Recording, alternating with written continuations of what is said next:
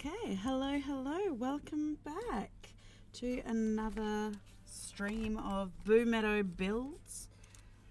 We are finishing up the spring and winter courts today, which I'm excited about. I hope you're excited about. I hope you're all having a wonderful day. Making sure I've got all my notes here. So yes, I hope you are having a wonderful week. And so we are going to be filling this out today. Now, I have put the two pieces of previous maps together to see if I need to expand some of this snow, things like this, which I do. So yeah, let's jump right in. Join me for a chat. If you like what I do, follow and turn your notifications on so you don't miss more of these streams. Otherwise, if you miss them, you can catch them on YouTube on the channel, the Boomeadow channel. Otherwise, yeah, let's get started. So I have recently gone in and checked and realized I need to put more snow in. The winter side of this doesn't match up quite well. So we're going to have to go in and put in some extra snow, some snowy mountains in some parts of this. And we'll see how we go.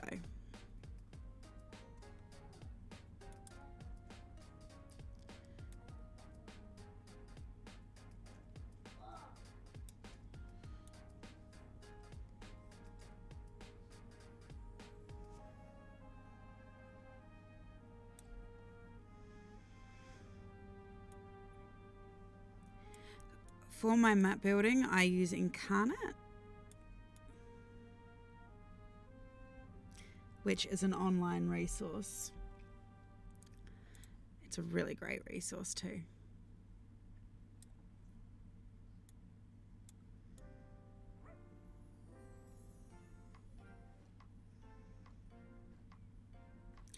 So we want to try and make this transition from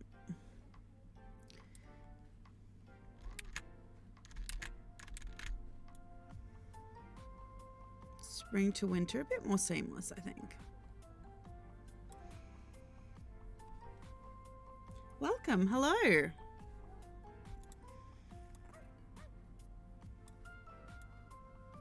Let me know if the music is too loud at all.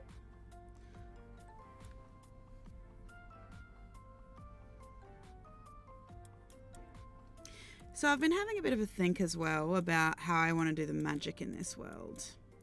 Because I wanted it to be a bit more of a low magic setting, I was thinking.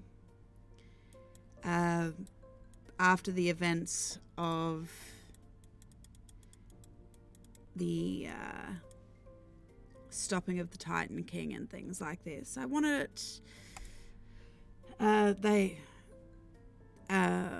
this is following a time of economic rise, but back in the first era of the world.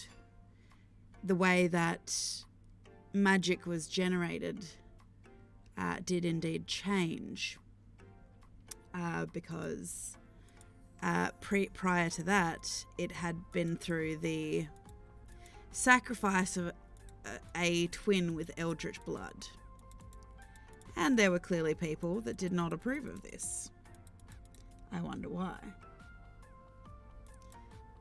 Could it have had something to do with the fact that, you know, there were some people out there who did not indeed want to be sacrificed. So they did indeed find a new source of magic, and that was that the sap of the world tree itself, which suffused through all planes of existence, was actually magical. And so they made it so that that was able to be mined and used, and it is used to power Arcana tech and all sorts of things. So this is a slightly technologically advanced era as well. So there's going to be there is indeed going to be different weapons, a little bit more of a stray away from the traditional fantasy weapons. Obviously, you can still use crossbows and swords and all that kind of thing if you choose. But there is also firearms and things like that, which has been obviously utilised.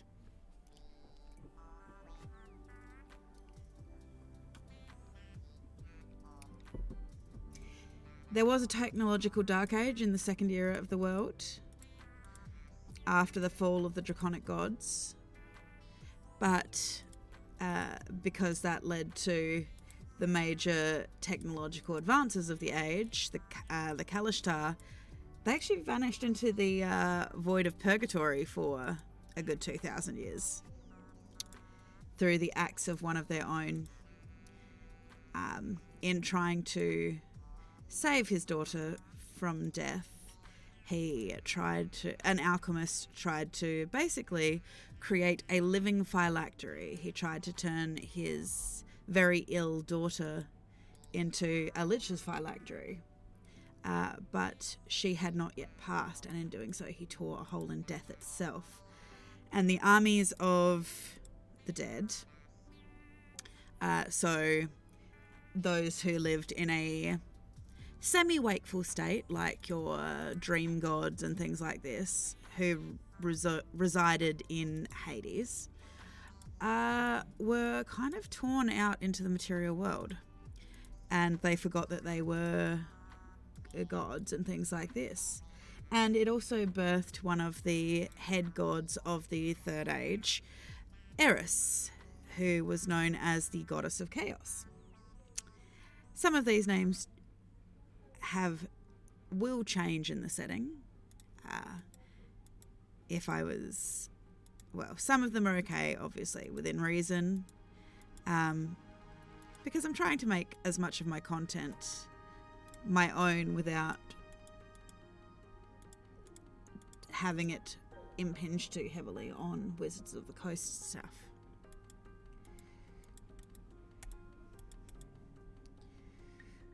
Now, I don't know if I should. I like a lot of these textures, but I don't think... No, I think I'll want to bring in a little more of this as we come into summer with these orangey colours, I think.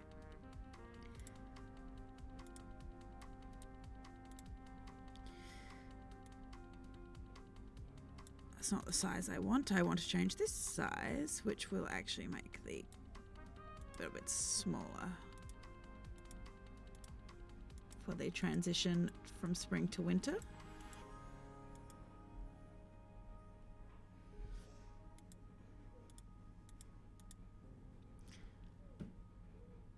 There we go. Now, I've also been looking at some different tokens because I want to add in some other tokens. So these are snow-capped mountains. And I don't think I want to add any of these in. We've got lots of hills, we've got lots of mountains, and we're about to add an absolute metric ton of trees. However, there are a couple locations that I do need to fill in. The first of which is this one. This is the actual spring court itself.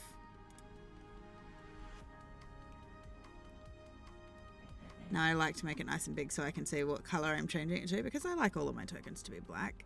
And I like to start it with a base of blue. And that's just fiddling around with the saturation, the brightness, and then the contrast, obviously. You bring the saturation down so there's none of that colour in there. Want it to still be bright, the centre of that, and the contrast right up. But then this is actually 44. Now, where do I want to put the direct spring court? We have one up here and we have one down here, because this is kind of this northeasterly direction. Obviously, we have straight up winter in the north. We have the spring court in the east, which is the Rising Dominion, it's called. But then there's this kind of like middle territory that's kind of like halfway between earth and air, which I believe is ash. So we kind of, and in here we have the Citadel of Dreams, so ash and smoke, basically. The question is, where do I want to put that? Because we don't actually have lots of islands and stuff. And I don't want to put it straight up in the snow.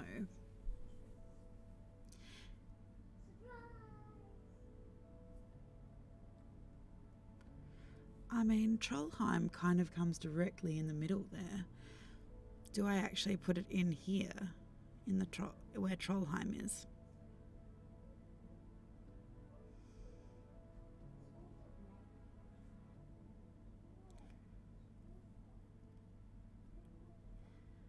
I do like having it in the ranges, I think.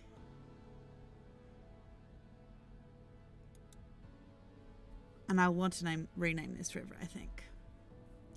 Now, clearly we have a Smolite problem that this needs to come up to the 5th level so you can see it.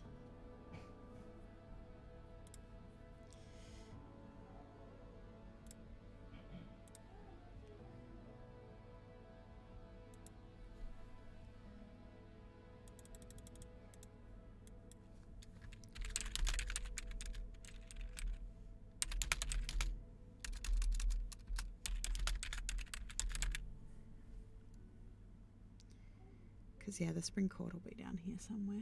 Hello, tape player. How are you this evening?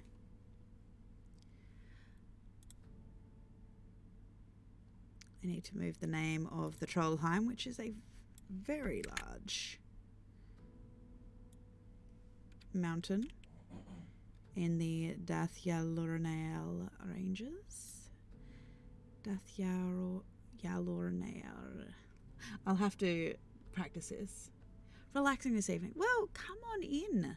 Come have a relax with us. Have just a chat about some D&D and stuff, and just listen to some chill music, I guess. At the moment, we're listening to some game chops.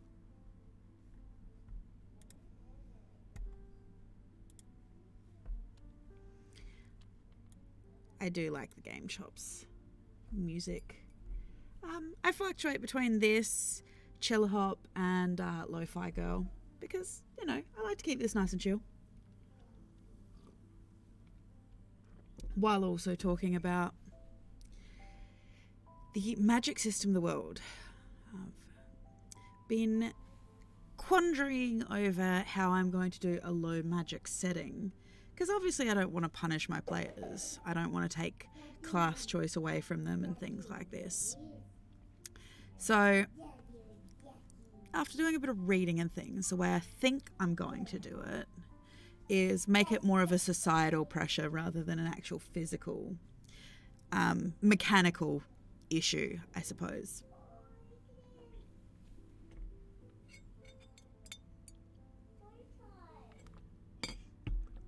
So, for example, things like the spellcasters of this world would be distrusted, and wizards straight up disliked, even hated. And that would be in response to the fact that, yeah, magic in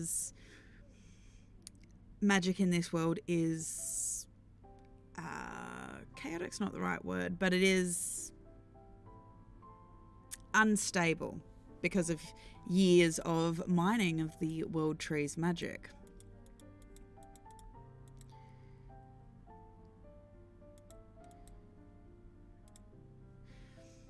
So those who are true spellcasters, like the party, if, you know, because obviously I don't have a party for this yet, but if somebody wants to be a spellcaster, it means that, you know, they are special. They have the ability to hold magic in their bodies. They have the ability to craft magic. And I've made some notes, basically, about how I want to kind of like make this work. I had toyed with the idea that in talking to my players at creation, if they think that they want to play a spellcaster or they will want to play a spellcaster in the future, they can potentially...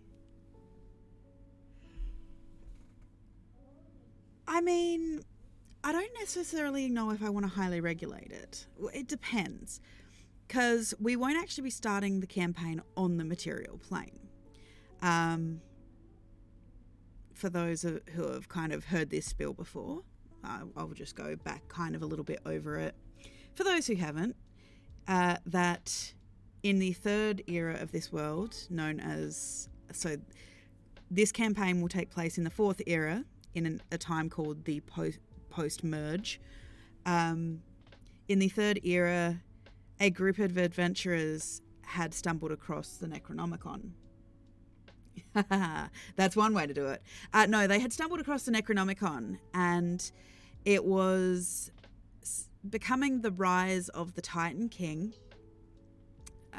who was an eldritch deity who had been punished before the first era, for trying to overthrow the head god at the time. And so he had been punished, and he knew that he was going to lose the battle, and so he had sought out the goddess of magic and charged her with that he would go quietly as long as she gave him the ability to return one day. And so she basically created the Necronomicon that would travel through all timelines, through all space, to eventually end up in the hands of someone who could help him return. And that gave the players the opportunity to decide whether they would help him or not. But the way that the Necronomicon had been designed is they would have to summon a creature. So these were his lieutenants and things like this. So they would have to summon the creatures. But the problem with it is it had been written in such a way that they would potentially have to summon other creatures to get the things they needed to put the previous creatures back into stasis or destroy them, to beat the bad guys. So it meant that they eventually did have to make their way through the entire Necronomicon. And in doing so, it started to pull the hells. I kind of used the hells and the abyss simultaneously in the same place, rather than trying to make them all different places. So demons and devils kind of come from the same kind of place. And it kind of follows the Virgil Circles of Hell D&D kind of thing. That, the Feywild, and the material plane were kind of pulled together and merged over each other in this parallel mirroring kind of thing. So they are currently all now on the same plane of existence, overlapping each other, kind of like pocket dimensions, I suppose, in a way. And there will be ways that people can travel between them, like portals between them, like tears and holes in the fabric between them, that there were entities that were trying to repair these holes, but obviously too many holes appeared, and so these walkways now exist. And so what I'm designing now is Feyawyr, which was once known as Alfheimer, or Elfhome, or otherwise known as, to most D&D people, the Feywild. And so in the fall of the LUS, through those kind of, because the people who had been running the LUS were the Dark Quarry, so the evil criminals of this alien race of the Quarry. They had basically, over the generations and over the years, basically tried to create a eugenically perfect race in which they could possess. So people wouldn't know that essentially the government was being run by aliens. And they did this by setting up a very specific circumstance in which Aasimar would have to take a demon familiar. Kind of think kind of like the Golden Compass, Philip Pullman, that kind of thing. But at birth, within the LUS, every person born had to be bound to a demon familiar.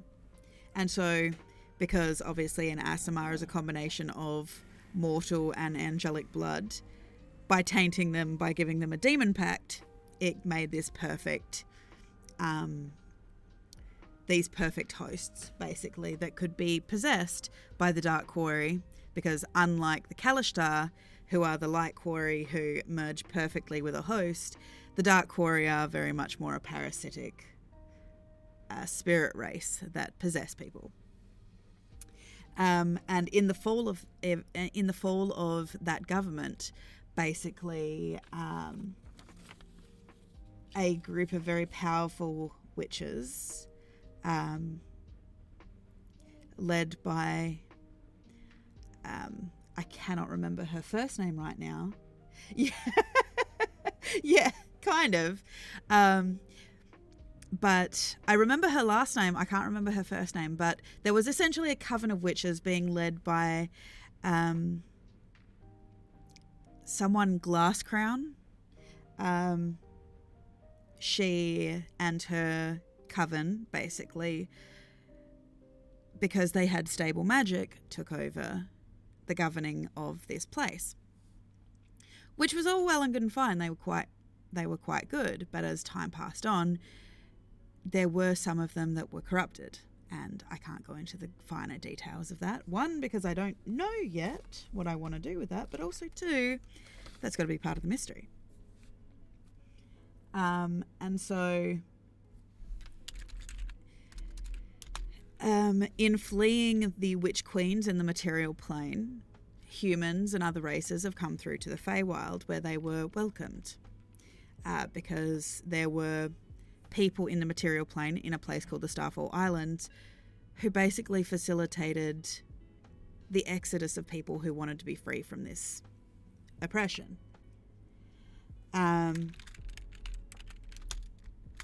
And in doing so, it meant that now there are humans and whatnot and human populations in the Feywild. And so this is where we will be starting.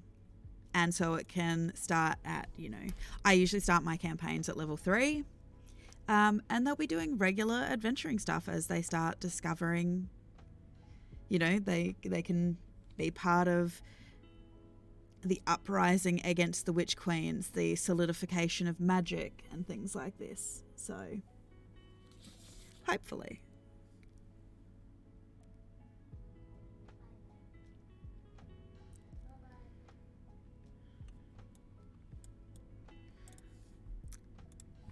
There's obviously lots of things that I haven't completely figured out that I want to do just yet. Just because I haven't decided what I want to do with it yet. I also don't have players in here yet, because obviously a huge proponent of the story that I create is determined by the players.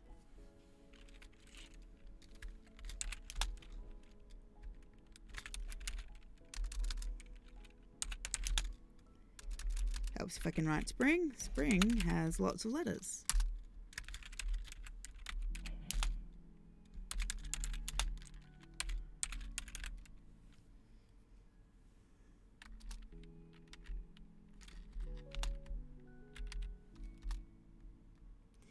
I mean, if there are still people that want to have the demon familiar aspect, that is still a possibility. But obviously, by the time the fourth era has come around, obviously those demon pacts have been broken. The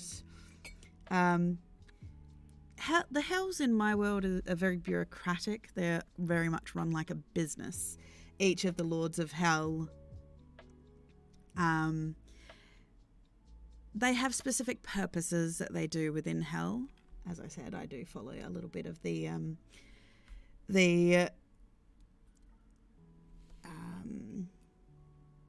Purgatorio, the Paradiso, the descent into hell kind of thing. We love some Dante referencing, which is hilarious because one of the previous player characters was actually called Dante. which is what formulated a great proponent of the idea that I was going to do for the campaign, obviously.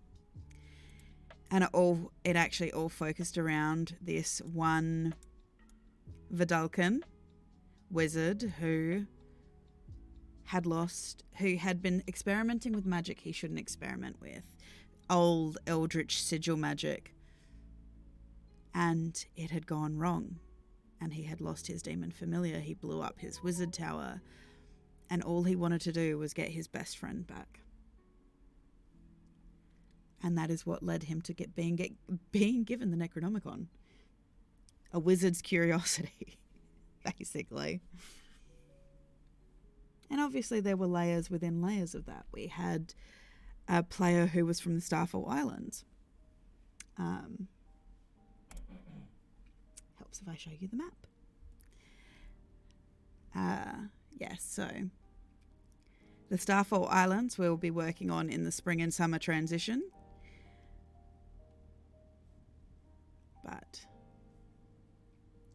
So I've been working on matching up this snow.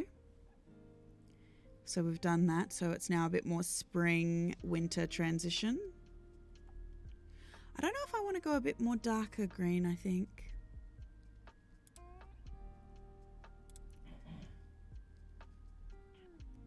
Because this is...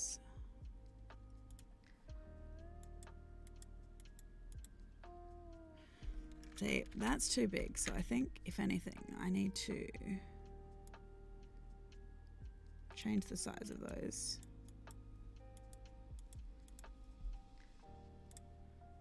And then bring this in a bit more.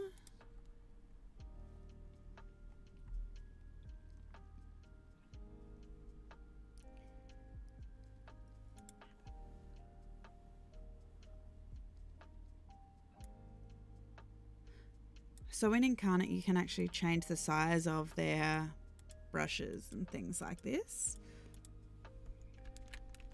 So it can be a bit more indicative of the look you're kind of going for.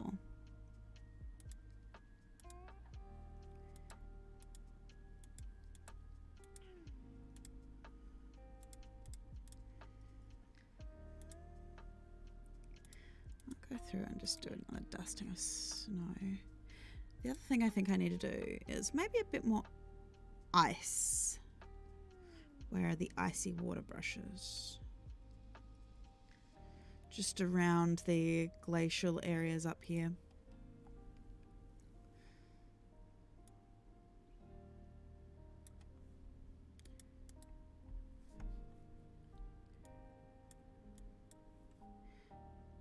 Turn up the opacity a little bit. I know what my problem is. I'll undo that because make sure you change the background brushes when you do it, because it does give you the options to color the background and the foreground.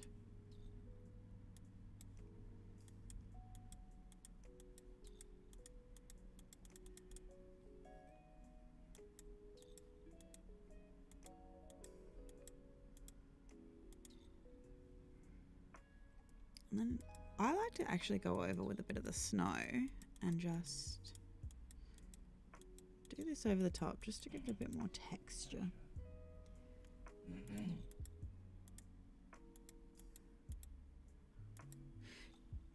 But yeah, so in making this low magic, obviously I wanted to... I've got some really good third-party supplements on weapons and weavers and things like this. I kind of wanted... I kind of wanted to keep it in a societal kind of thing rather than a mechanical, obviously. So because of this, for example, clerics, because of what has happened... Some of the gods have gone dormant. A lot of them are kind of quiet anyway. So that it will mean that true clerics are actually pretty rare. Most of the clerics in this world will be relegated to glorified healers and so that kind of thing. So it means that any cleric in the party will actually be seen as like a real miracle worker, especially if they do showy magic to heal people, because it means that they do have a connection with a god who is thought to be dormant. So people will come to them for miracles. They will be expected to be essentially these powerful religious figureheads. And obviously part of that will be living under the weight of that. Or trying to keep it really quiet that they have this connection with their gods. So,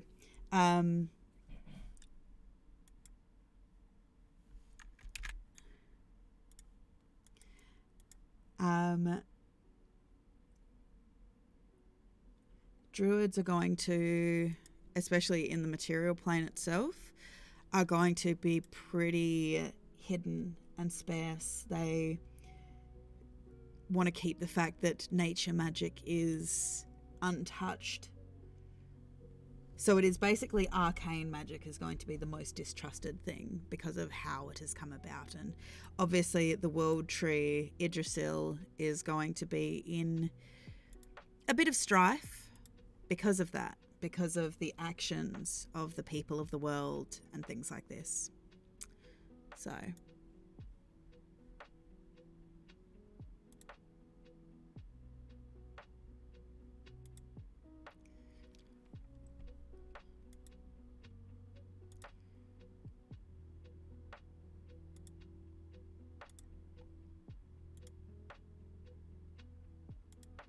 I'm looking for a very specific token that I used on the previous map to put in some like dwarven burrows or barrows, which led to the under places of the world.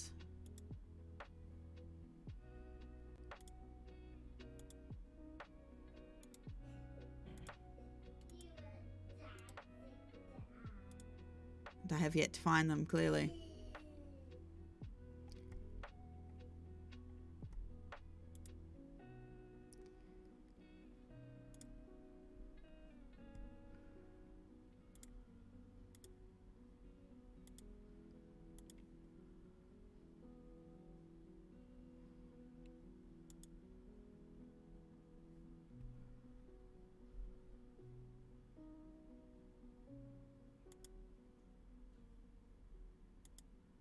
Now it's annoying me that I can't find it.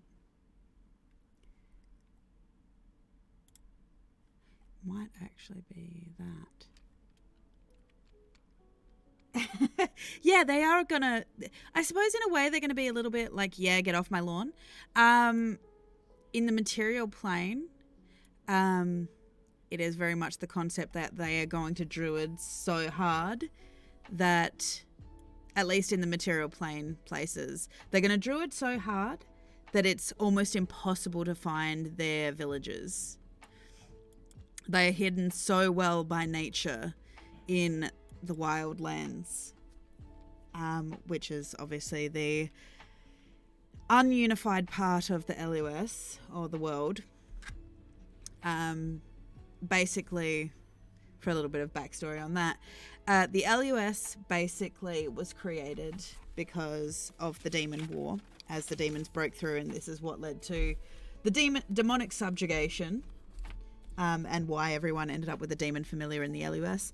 But there were parts of the world that decided that they wanted to retain their independence. They wanted to retain their cultural identities and things like this. They would still help in the war, but they refused to sign the unification treaty, basically, and become part of the LUS proper. So yeah, they didn't want to be part of that, and so they became known as the Wildlands. And the druids of that area are the only people, because of what was done in the LUS,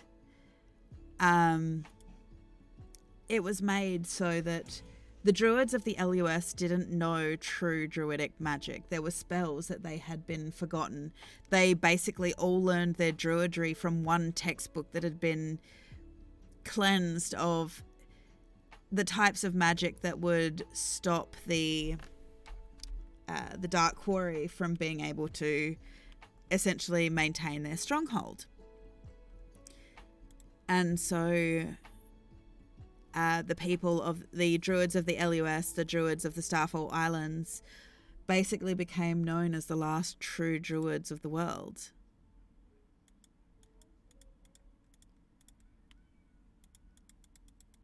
Yeah, they became known as the last true Druids of the world, and essentially, I'm just going to go across and check the size of these trees, because that don't feel right. I might be right, but be right back. Give me one sec.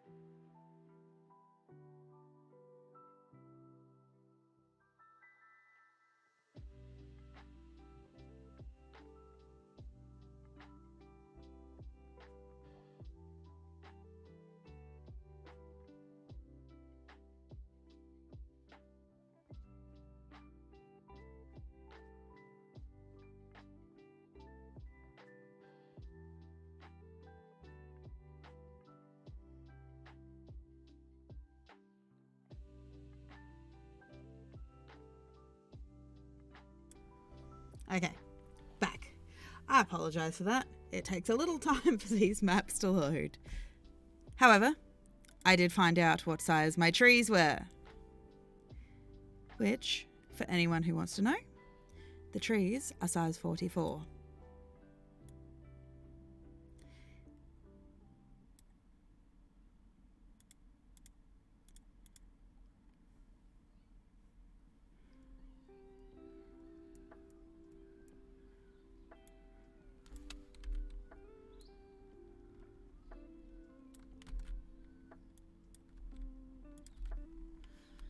And not only that, I found the token I was looking for. This one.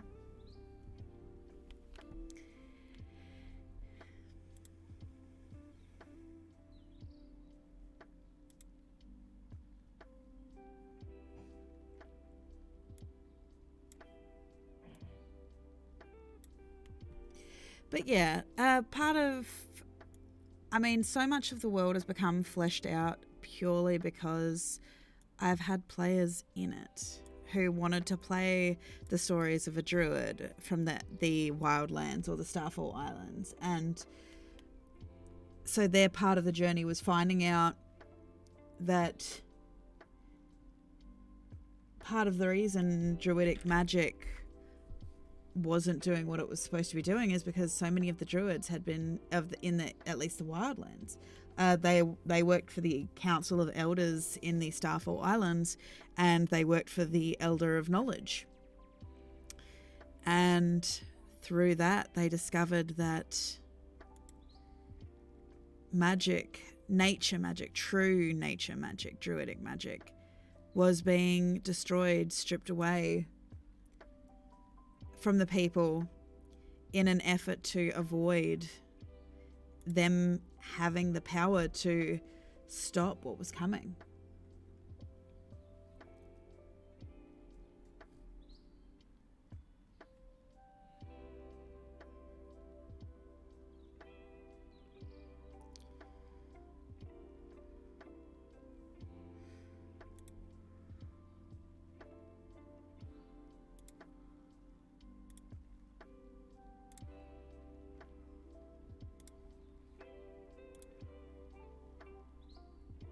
You're fine there.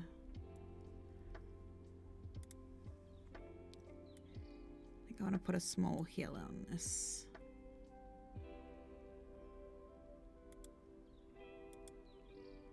For that one. What should we name these barrows?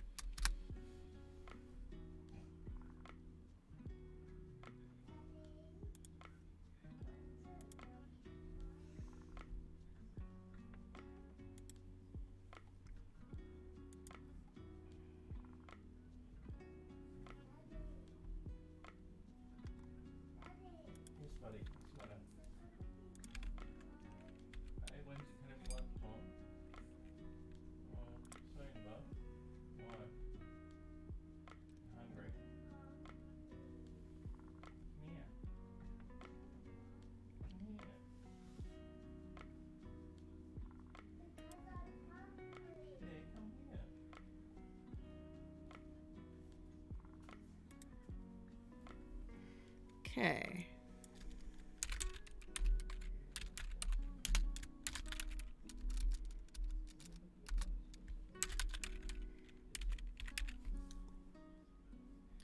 So these will be places that go to the underworld as most common folk would know them, but essentially they're just leading down deeper underground.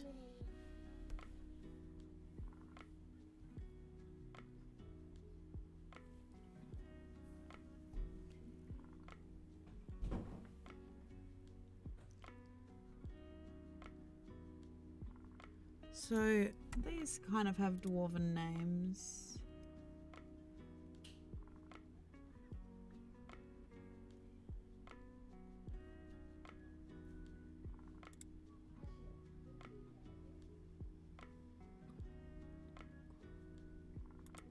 They're kind of like dwarven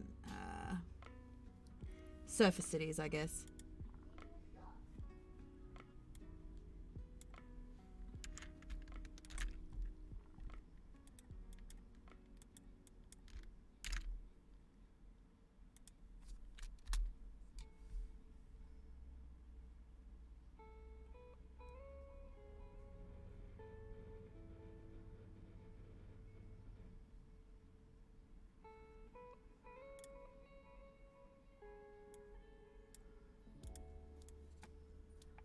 That's over here. Conqudir.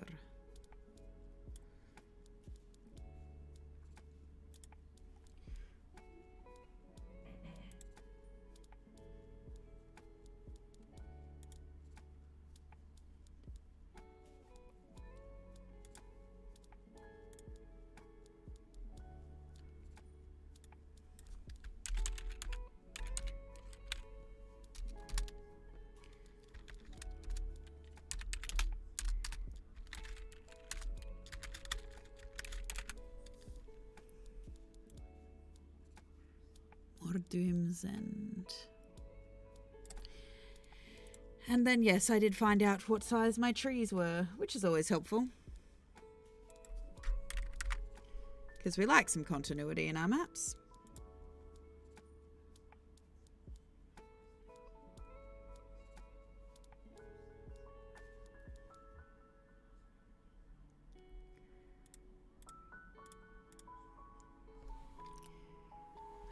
trees up here, so.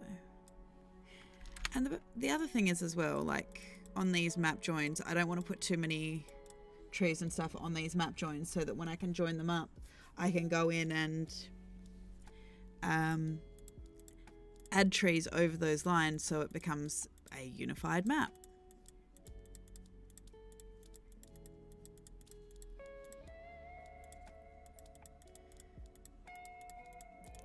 But yeah, so we want technologically advanced, low magic.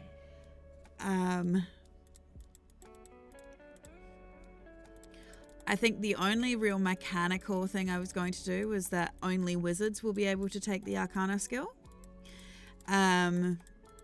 People who want to play magic casters or multi-class into a magic class in later levels will likely get the magic initiate feat at creation, and obviously to make it fair,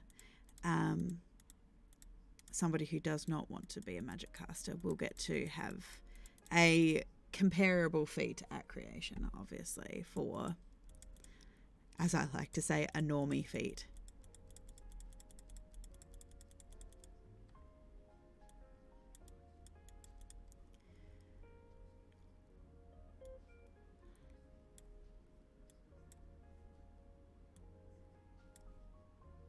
Too many trees.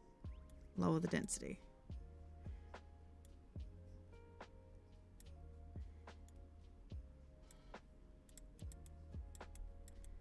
There we go. This will make that process a bit faster at least. Might need up the density a little bit.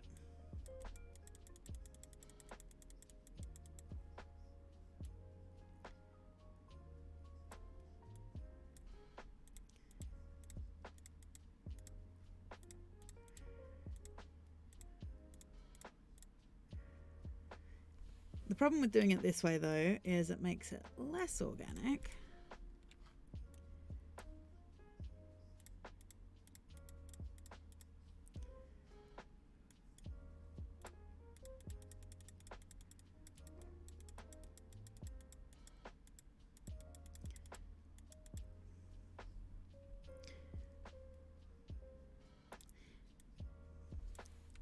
I'm going to take out. Well, that's just too funny, isn't it? Undo that. All that work. Because I don't like the look of that.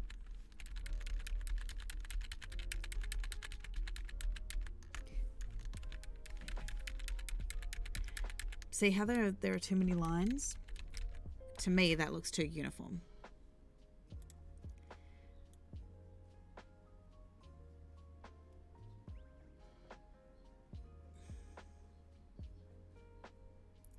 I like the chaoticness of adding all the trees myself. And once I pair it up, if it's too sparse, I'll go in and correct.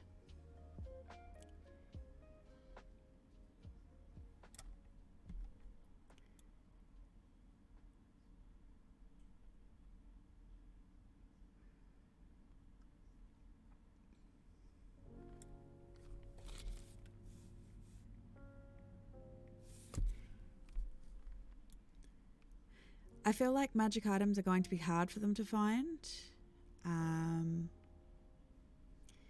Unless they straight up, you know, go steal them.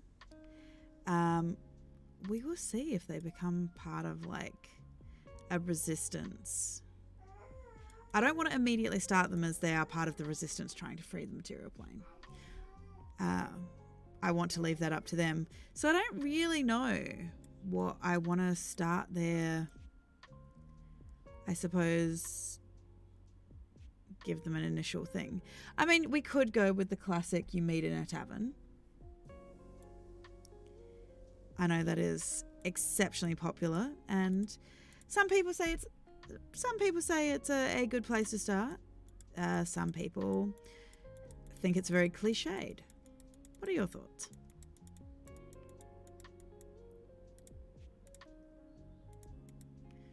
I personally think it's classic, but there can be better ways to start a campaign. but I think it depends on the group as well. The Tuesday group I currently run, they did indeed meet in a tavern. And one of them started a bar fight. The paladin started a bar fight.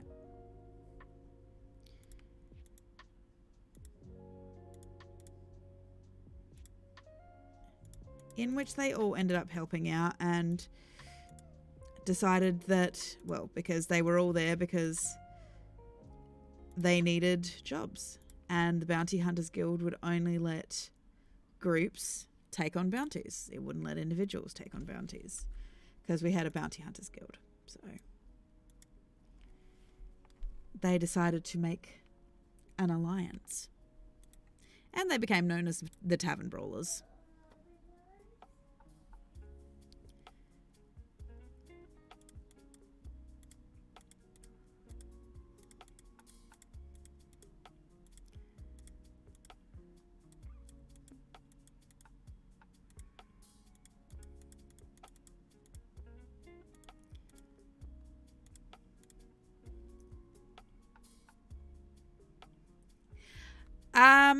The Grung group, my character Hen was banished from our clan because she was deemed to be a danger to the others, because she experimented a little too much with her magic. She already had wild magic, and she kind of experimented with it a little bit and everything, and so part of her curse is that when she casts magic, there is a higher chance of it going wild. So I basically have to roll for a wild magic surge every time I cast a higher spell like normal, but I can go wild on, I think, a 1, a 5, a 10, and a 20. And basically, the others were kind of sent off for their own reasons, but they were told they had to keep an eye on me, basically, so that I didn't bring trouble back to the clan. Which is exactly how we kind of... But as we're discovering, that may not entirely be the case. It might also be because the other members of the group were also problematic to the clan. The red-eye green tree frog, Ku, he is a rogue. He's not very good at picking locks and things like this. He's not very good at roguing. And so he actually has a set of lockpicks that are trying to teach him to be a better rogue. The problem is they're really loud. So he's not exactly the stealthiest. Targoth, our barbarian, the big American bullfrog looking guy, he cannot control his rages, more so than usual, insofar as he can't turn it off after he's finished raging or whatever. And so he has the potential of going rampant and actually turning either on us or others, because he just needs to get until he succeeds on, I think, a con save or something like this, or a wisdom save. And yeah, he could turn around and attack us. He could turn around and destroy buildings and stuff like this. As we've seen, Hen has a penchant for fire. That's good for her. She's accidentally killed some of her party members. So she's also, as we saw in the stream session, she's starting to go through the realization that, hang on a second, if I kill these guys, I'm going to be all alone. Which takes a little bit for the penny to drop with Hen, because she's only got 6 intelligence. Our ranger of the group, Froud, he's a great ranger. The problem is he has terrible eyesight, like really bad eyesight, and misses a lot, which has led to several of our Grung clan being shot. We also have Smeg, who is our cleric, who was sadly not with us on Wednesday. We have to convince him to heal us when we are hurt, because, as he says, what's the point? He doesn't see the point in healing people who are just going to die anyway. He's a bit depressed. So we need to convince him to heal us and things like this, and hopefully find meaning in life once more. And we will be joined by Eri. Now, I'm not 100% sure what Eri's issue is. Eri is actually going to be the first grung that we have join us who is not from our clan. So we will see about the mystery of Eri when he joins us.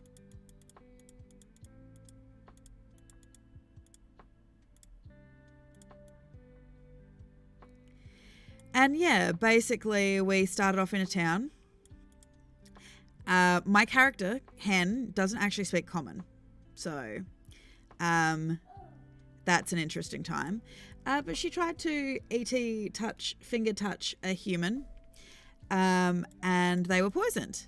And the people in the town, he left the tavern and collapsed outside of the tavern. Obviously a group of people crowded around. And so my Hen basically went outside, pushed her way through the crowd to see if she could help him, thus touching more people. And so the town started to believe that there was a plague in town and started burning the dead, or not even dead, people who were plagued, to stop the spread of the plague. Yeah. So that happened. Then we worked for a guy. We got chased by some dwarves. We worked for a guy. He was looking for a relic of some sort. We agreed to help him. We went to get the relic from a shipwreck. Our ship sunk. On the way back into harbour. Ku is really good at turning our vehicles into other things.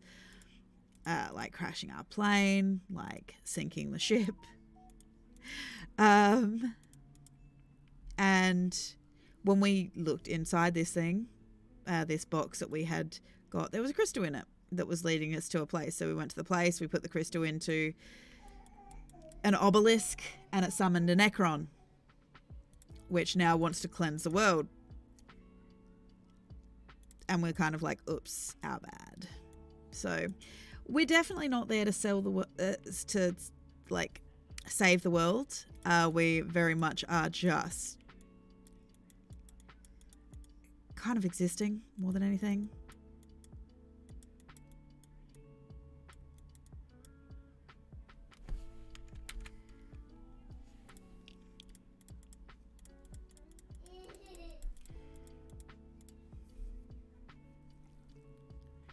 Yes, our grung group. We've been playing for a couple months now. It was originally going to be a one-shot. Which is why some of the characters are the way they are. For example, Hen is not a typical style of character I would play. Normally for long-running campaigns, I tend to prefer... I will say my mains usually are clerics I like playing, especially Tempest clerics. So getting to play something really chaotic is a challenge, but fun.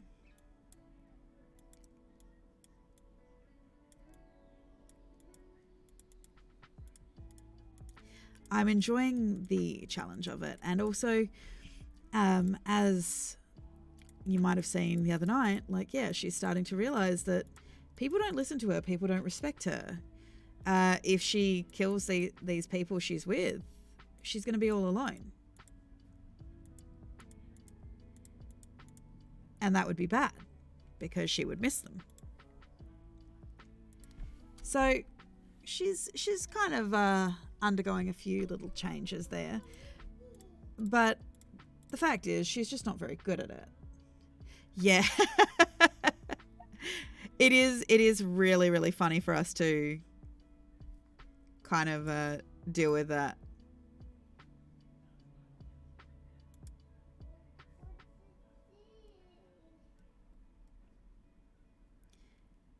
I think I might have deleted the tree. That's not good.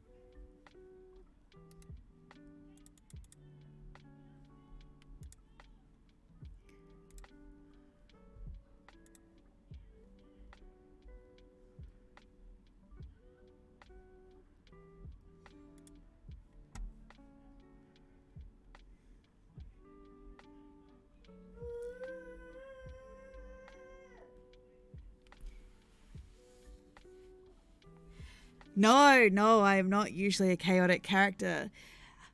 I tend to like playing... Well, I tend to like playing Tempest Clerics because I like the ability, the fact that I get to do some spell casting. I also have a lot of spells which are helpful. I basically like playing characters that are really helpful to a party. In a lot of ways, I end up playing characters who are a little bit, for lack of a better word, they do kind of end up coming across, sometimes they can come across a little bit know-it-all-y. But it's because generally, like, my characters like being in control, knowing what they're doing, you know, working with the party to get to the bottom of a problem, and working well as a team. Usually my characters are very devoted to whatever god that they worship, but it will almost always be like a neutral good, hardly ever chaotic good, but it will always be a good aligned kind of god, but not to the point of fanaticism, because I like playing clerics, and, you know, as indicated in my last building stream, I don't like necessarily pushing the fact that my character is a worshipper of this particular god on other people, because they will almost always believe that faith is a journey, and not everyone is going to come to the same conclusion about following their god, but they will hold themselves to a very strong ideal. I play very idealistic characters, kind of thing. They believe in the definitive good and evil of the world, and believe that most people that live in the general world are just trying to do their best. You would play a good demon in my world, then. One of the previous characters that was in here was a character named Cain. And he was a devil from hell who worked... I can't remember in which circle. I think it might have been the 5th circle under Glacier. And their whole point was to make sure that demon familiars were going where they were supposed to be going, and, you know, accounting, essentially.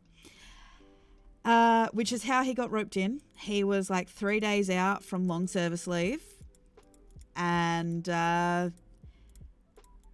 then the wizard Dante's familiar went missing, which meant that his numbers were out, so he had to basically come to Earth to figure out what had happened.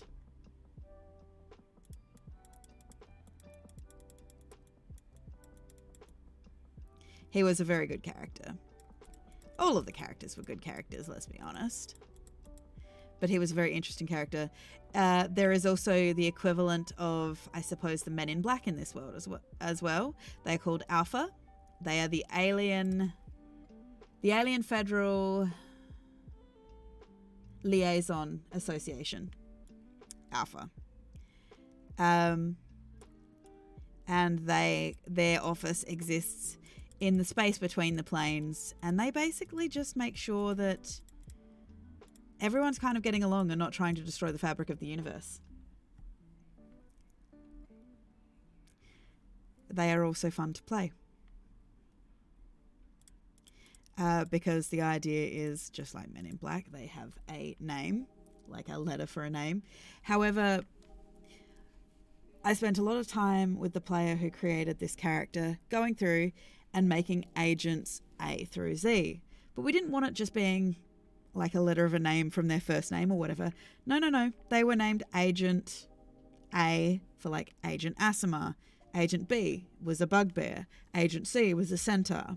And so we went through A to Z, finding every kind of D&D fantastic race to match a letter of the alphabet.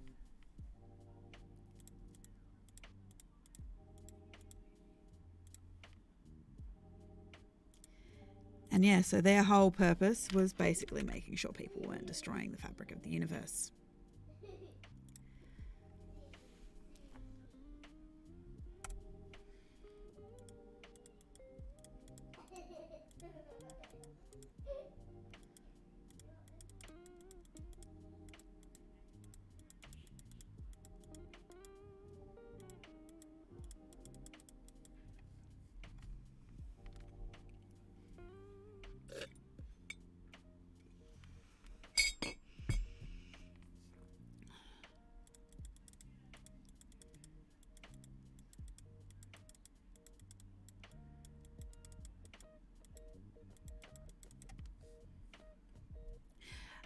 No, Modrons do still exist in this world.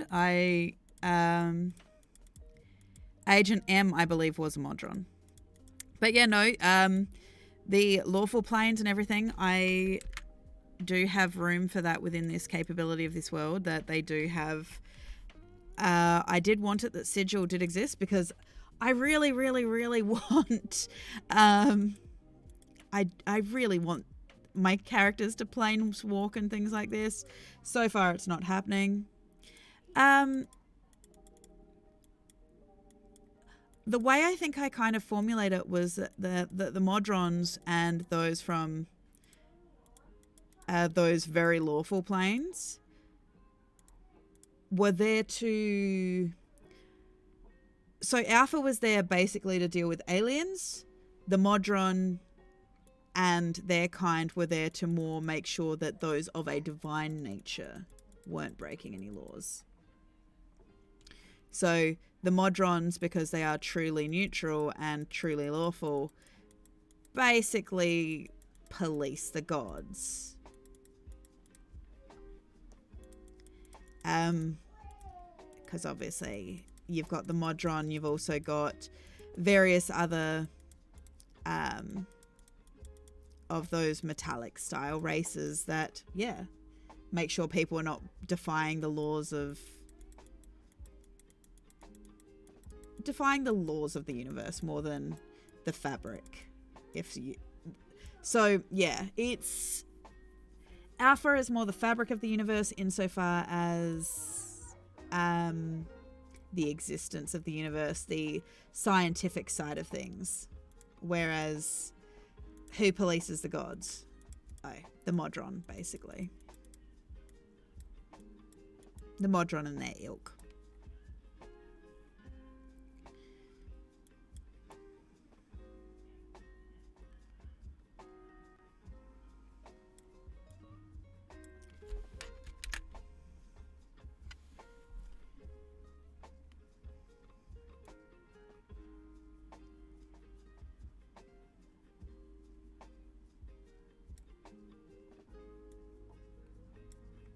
Oh. Might need a save. I just looked at how many assets I've just put in. So this might take a while. Yes, they very much get their power from belief. The initial gods, the Eldritch gods from the first era, didn't. They just existed. Their power stemmed directly from the proto-deities before them. And they were the essence of things. So there was a god of creation, a god of magic, a god of death, those kind of things. There was obviously the god of fate, but she's not so much the god of fate, but the god of possibility. Because obviously fate only exists if you believe that it is so. But if you believe that everything is fated, what is there to actually strive for? So she's more of a god of possibility. She creates opportunities. So those deities, so when the Titan King tried to overthrow the god of creation, who was the head god of the pantheon at the time, the Titan King was basically banished to Tartarus, and any who supported him, including his sister, who was at the time the goddess of chaos, she was stripped of her power by the goddess of fate, essentially. And her power was used by the goddess of fate to create the draconic gods of the second era. Then the draconic gods of the second era, because of what happened with them and the fact that one of their own tried to crown himself as a god above all others. He was known as the Day Father, sorry. And he tried to remove essentially one of his children who was supposed to be the next head of the pantheon. So the god of dragons, basically. He removed him and carved his name from the tapestry of fate. And threw him into purgatory, which led to dragons not knowing they were dragons, this kind of thing. It kind of like stalled the age. And then obviously when the alchemist, the Kalashtar alchemist, tried to save his daughter and tore a hole in death, it meant that the dead weren't going through, and they were escaping and becoming shadow wraiths that were eating the living. And so to save their world, because the draconic gods actually created the world, because instead of being like your atypical dragons, they were like, oh, the god of earth, the god of air, water, fire. And they had draconic alternatives, but they didn't actually know they were dragons because the god of dragons didn't exist. So they had several names, as was learned throughout the campaign.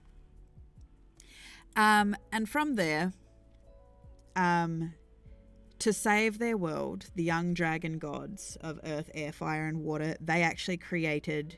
They gave up a part of their divinity to create a race of individuals who became known as the Realm Witches. And those Realm Witches then became the Ascendant Gods of the Third Era,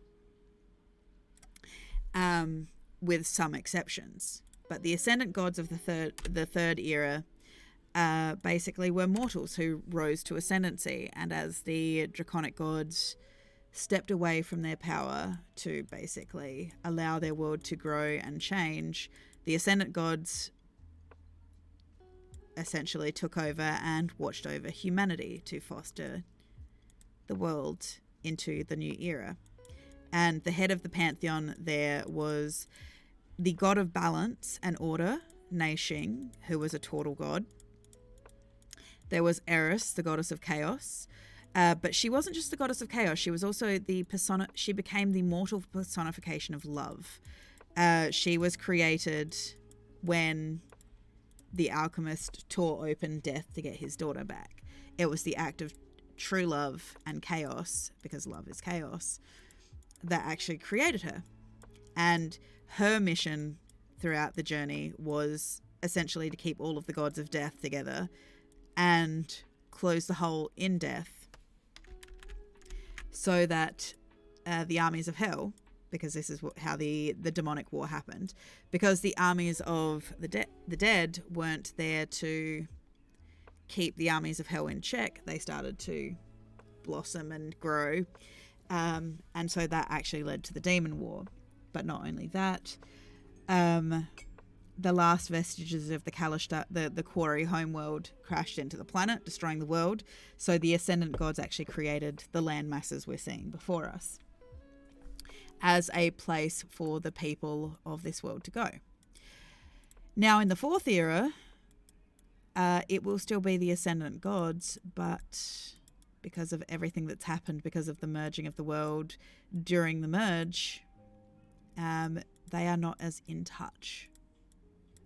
For whatever reason, they cannot reach the material plane as much and things like this. Not only that, I had established that the Fae have their own gods. But what happens if you start messing with nature within the Feywild? So they're things that we're going to explore, like what happened to the gods, basically. Because clearly a lot of the gods are dormant in this particular time. So, and it's not through lack of belief. Could it be lack of...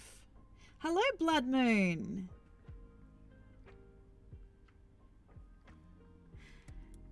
But yes, I very much like the idea that the gods of the world are not all powerful. They do very much rely on their followers to promote or feel their existence, basically. The only ones who really didn't have those kind of limitations were the Eldritch gods and the proto-deities that existed prior. So the Eldritch gods were actually linorms, so giant world serpents. So your Quetzalcoatl's, your Lindworms, your Yormungandr, those kind of, the Ouroboros, all of those kind of really big world serpents. And so that's who the Eldritch gods were. And then the proto-deities that came before them, no one really knows except the only reference we've heard of them, so because of a lack of Weet-Bix, is Evil One. Why is it a lack of Weet-Bix? Look, we have just been talking about Neishing, the turtle god of balance in the third era. He went through a really rough time. He was the realm witch of darkness. Now, in my particular setting, light and dark is representative of emotion and logic, as opposed to good and evil, because everybody is capable of both. And so the light and dark Fae were created by the draconic god of light and darkness. One represented emotion, darkness is representative of emotion, and because of that, it gave the dark Fae and the shadow Fae a lot of their characteristic stoicness, I suppose. They, because of what power emotion can wrought, they have this very strong belief that emotion without logic or balance with logic leads to devastation. Whereas the light Fae, you'll get that same level of stoicness, but it's because they believe in making decisions that make the most logical sense, which doesn't always leave room for feeling. It is one of the things that give the Fae a little bit of their characteristic otherworldly lack of understanding. Blood Moon, I am also good. I think I'm getting a little bit of a cold, which is kind of happening a lot in Australia at the moment. Everyone's kind of like in that in-between stage of cold and or hay fever season, because we are actually coming into spring over here,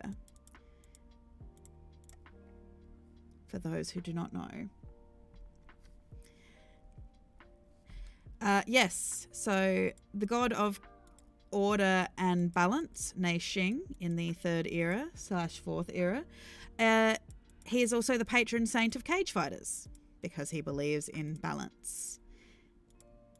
When he was played as a character, he was a turtle monk, wild soul barbarian, multiclass.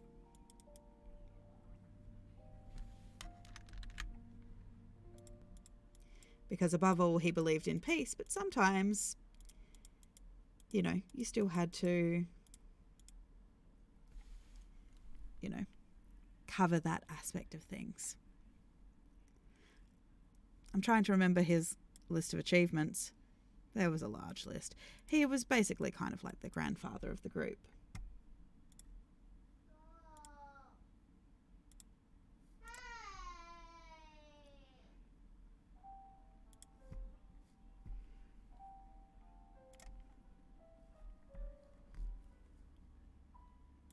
Hello, welcome.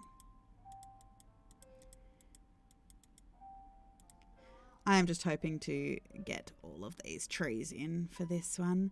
So next week we can move on to spring and summer.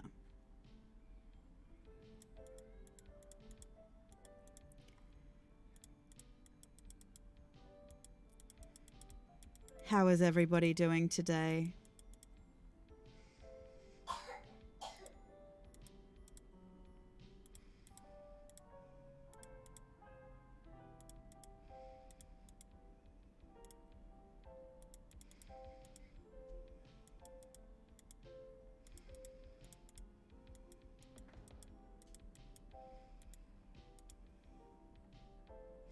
Winter is coming. No, we have done autumn and winter. We are currently working on spring and winter, so winter is actually almost done.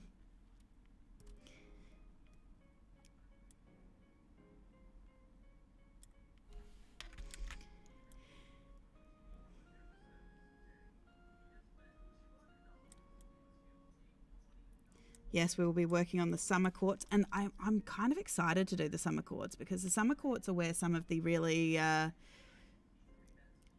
interesting additional races are. So I have added a couple of additional races into my Feywild. So some really good custom third-party stuff for like Selkies, for example. We have Selkie clans, and Selkie clans, oh, I really enjoy running the Selkie clans. They are so chill, they are so fun. They come in all different types, so all different types of seals. But their whole thing is they are very group driven, and they are known for throwing the wildest parties. Like, hanging out with the Selkie clans every day is a party. It's like Ibiza. They are fiercely loyal. They are protective. But they also love having fun. The Kitsune clans are also another one. They, in terms of their gods, the Kitsune god is a very interesting one. He is a self-perpetuating god. His belief in himself is so strong that he created himself. But there are actually a number of Kitsune gods under him, but he is like the head of the Kitsune pantheon.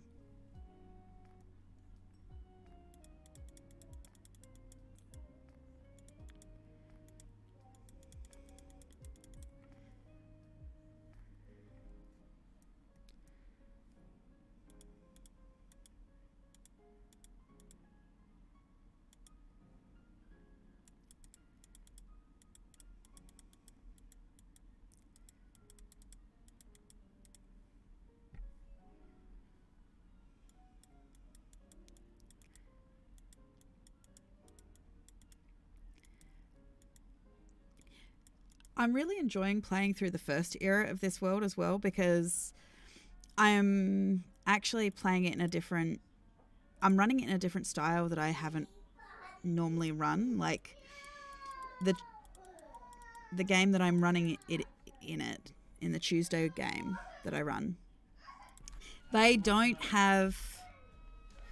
Like, the world isn't ending. I've decided I'm not doing like a big world event for this one. But, yeah, I'm not doing a big world event. Like, the world's not ending. The whole point is the gods are running a game of Zorvental, because they are eldritch draconic gods, basically. And they're trying to control the world and just hold on to the last vestiges of their power over the planes of existence and things like this.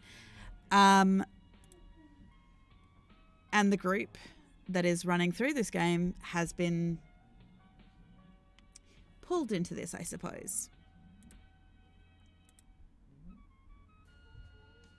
Yeah, they've been pulled into it, and they have realized that they are being manipulated, and their world is being controlled by things, forces, and people outside of their control. Be it for better or worse. And some of them are not happy about this.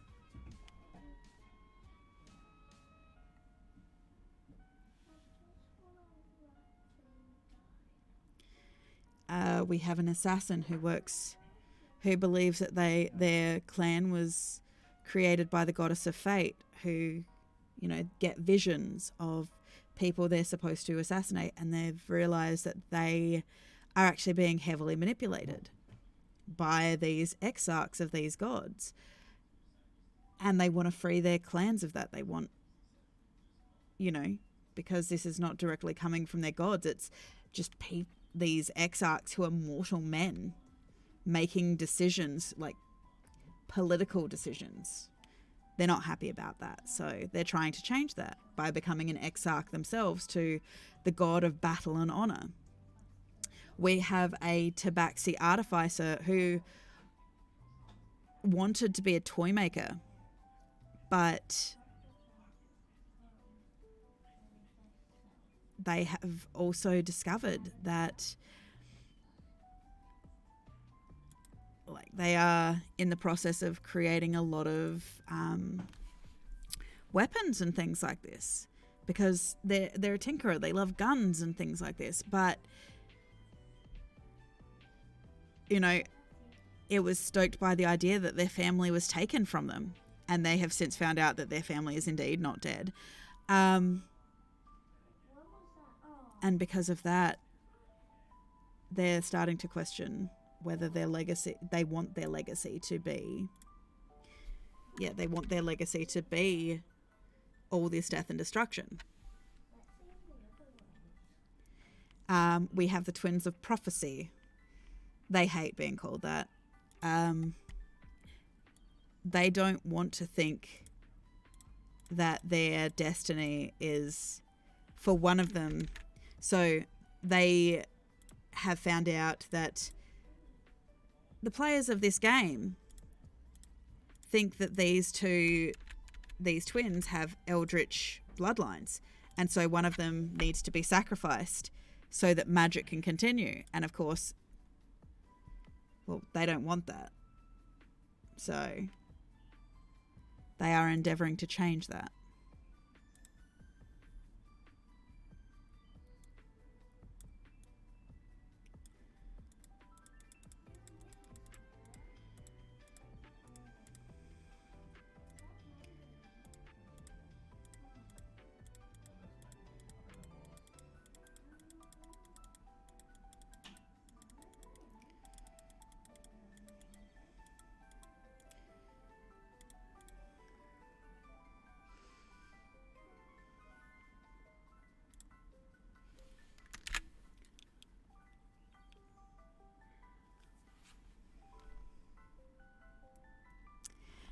We also have a tiefling who has found out that they are essentially a demigod. And prior to this, they didn't have any plans to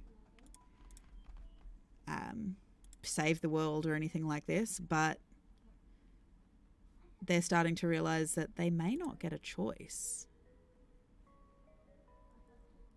or at least have some influence in the world, because there are people that are hunting them.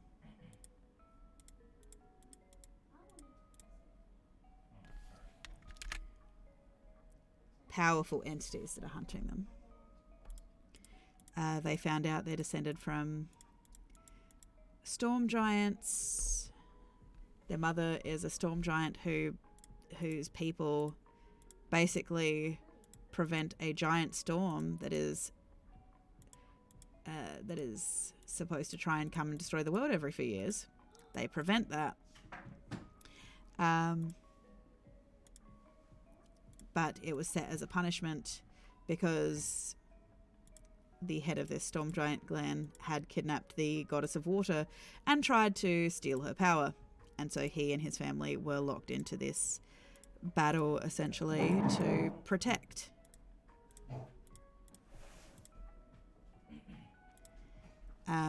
the world.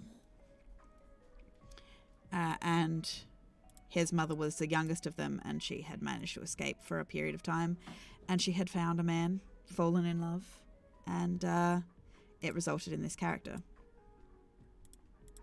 So he is finding out the truth about his own heritage.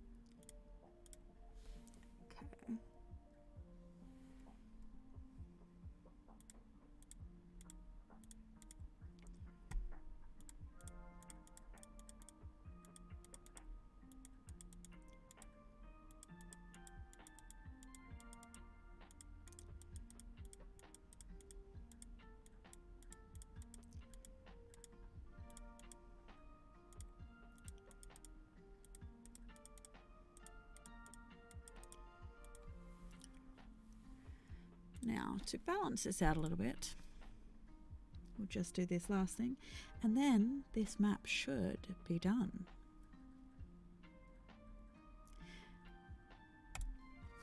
Now they have a wonderful texture in here that actually has like a flowery kind of pattern.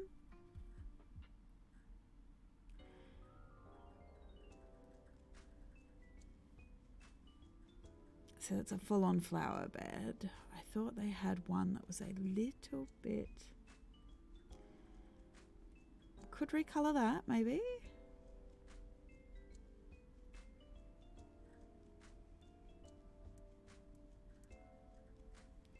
So that's very autumnal, that one. Not quite that one.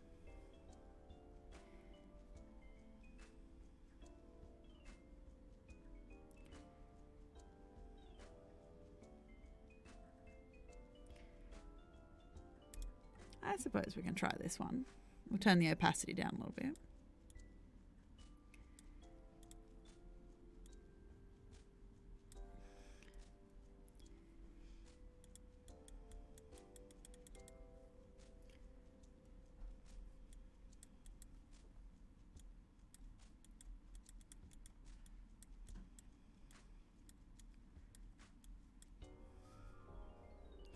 Bring it up a little bit just so we get some of those colours through.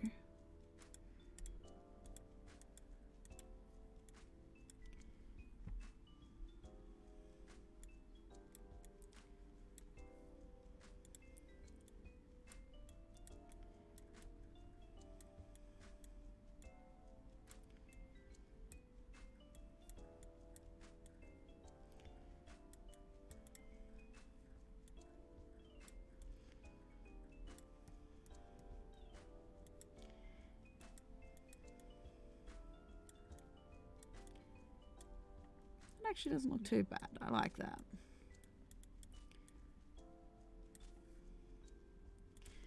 Looks like somebody's just come along and spread sprinkles everywhere.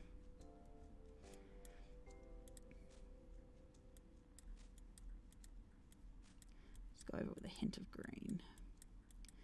So they're there, but we just still have that excessive greenness that also comes with spring.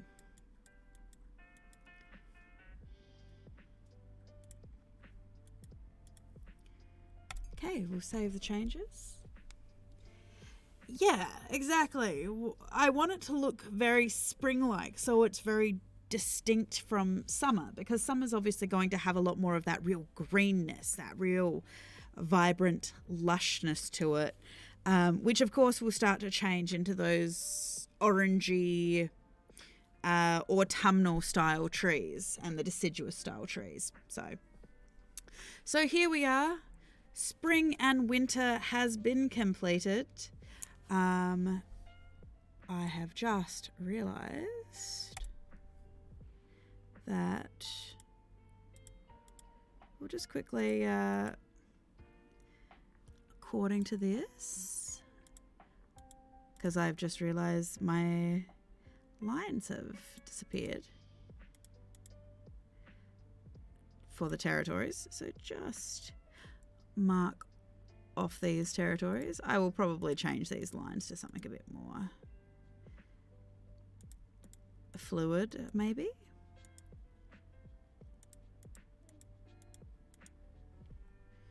Because these are the territories here.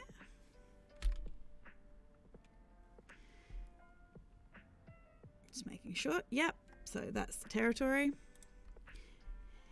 And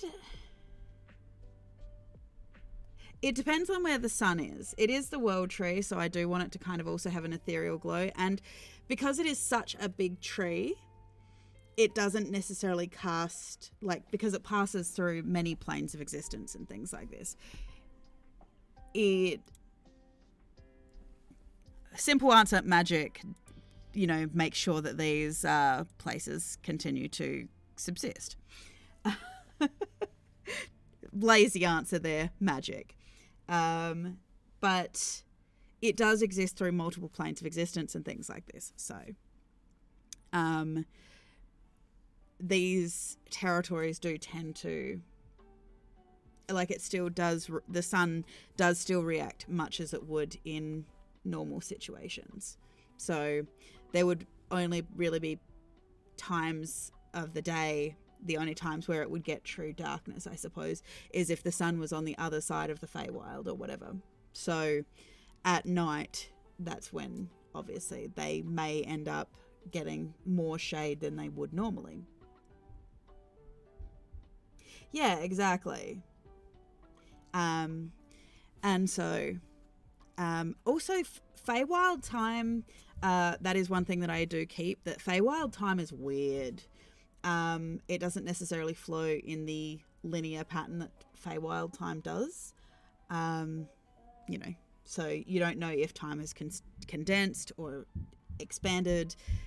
So you don't actually really know how much time has kind of passed necessarily, unless you go to the material plane and things like that. So we'll see how that comes into play. Obviously, that is a mechanic that I'm going to have to think about if they do want to jump between the planes of existence and stuff, and how the merge has actually affected the flow of time within the Feywild, because that would affect some of the longer lived races like elves and stuff like that. So we will see how we're going with that.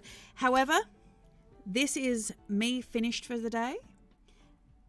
Oh, yeah, that's exactly it. This is me, however, finished for the day. I will be back on Wednesday in the evening for a little bit of a longer session where we will be working on the spring and summer courts. If you like what I do, as I have said before, please follow. Turn on notifications so you know when I go live. If you like what I do and want to see more of me, you can check my About section to see the other games I actually play in. One being a Star Wars game where I play a Jawa, one being a grung game in which I obviously play a grung, and coming at the end of September, the start of October, I will actually be playing over on Evil One's channel in a game of Vampire the Masquerade. All the details are over on his channel, which you can find in my About section.